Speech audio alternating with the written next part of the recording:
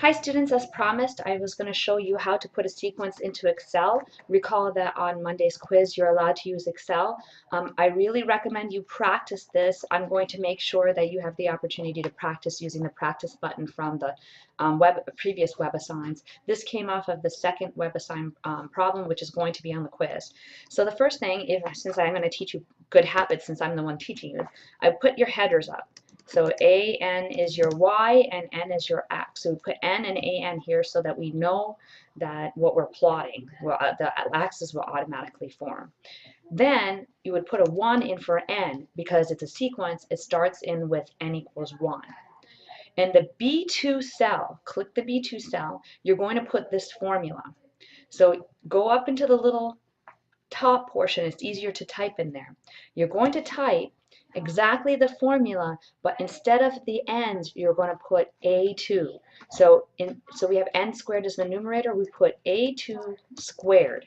Instead of n squared, we put A2 squared. And see that it's highlighted up my A2 because I'm using the A2.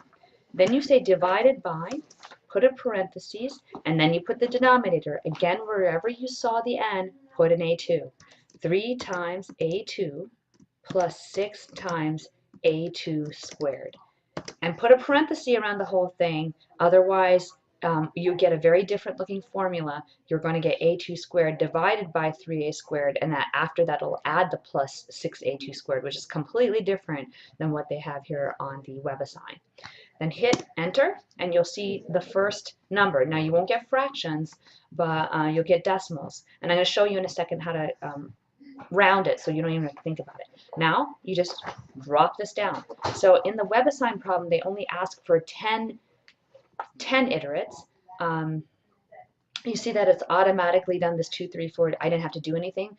In case it doesn't do that for you, that the next one isn't going to be a 2, what you can do is put equals A2 plus 1, and then drag this down as well, and then drag down, in case that doesn't become automatically a 2. And you can drag it down as far as you want. So it's giving you the XY table without you doing it by hand. Now, if you want these numbers to be rounded to 4 decimal places, as WebAssign asks for, you click it, right-click it, go to Format Cells, go to Number, and tell it to round to 4 decimal places. Isn't that fantastic? There you have it. Now if you want to graph it and see what's happening, just highlight both cells, go to Insert, go to Scatter. There's a background noise here. I'm with family, so think through with me. So the question was whether to graph it. So in WebAssign you actually had to graph it. And this is what the graph would look like. And you see that it's leveling off slightly around 0.616 something. So you can see that indeed it looks like it's converging, and it's converging to 0.1628, somewhere around there. If you really want to see the answer without actually doing the analytical part, realize that you still have to do division by the highest power as I showed you in class, because that's part of the problem. But you can scroll it down here and you can see this 0.1660, 0.16, it's converting to 0.1660.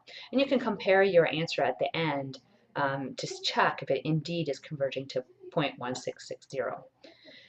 So that's it. It's as simple as that. And if you highlighted the whole thing, and you can just, I went further. It's no effort to look at anything further. You can really see it's converging.